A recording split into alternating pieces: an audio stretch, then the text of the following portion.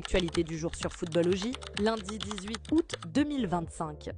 Arsenal a parfaitement commencé sa saison 2025-26 de Premier League en s'imposant 1-0 sur la pelouse de Manchester United. Calafiori est l'unique buteur d'un choc plutôt terne. Gyökeres et Sesko, les recrues phares en Premier League, n'ont pas pesé. À Stamford Bridge, Chelsea recevait Crystal Palace et la formation d'Enzo Maresca, victorieuse de la dernière édition du Mondial des clubs, n'a pas été très inspirée.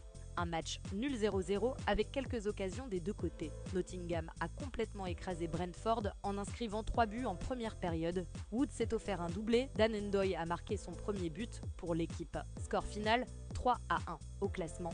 Nottingham est 5e, Arsenal 6e, Chelsea 8e et Manchester United 15e. Atlético Madrid a connu une entrée en matière cauchemardesque en Liga, battu 2-1 sur la pelouse de l'Espagnol. Pourtant lancé par un superbe coup franc direct de Julián Álvarez à la 37e minute, les Colchoneros ont complètement perdu le fil en seconde période. La défense, habituellement solide, a craqué d'abord sur l'égalisation de Miguel Rubio, 73e, avant que Pere Mila n'offre la victoire aux Catalans à la 84e, concluant une remontada inattendue. Avec Vitinha unique buteur, le PSG s'impose à Nantes pour démarrer sa saison. L'aventure de Neymar à Santos vient de vivre l'un de ses pires chapitres avec une humiliation historique.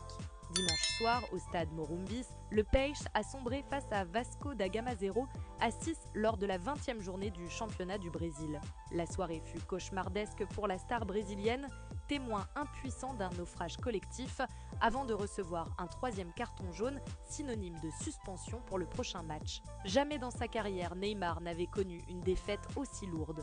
Ce revers, marqué par une performance éclatante de Philippe Coutinho, restera comme une cicatrice douloureuse dans l'histoire récente du club.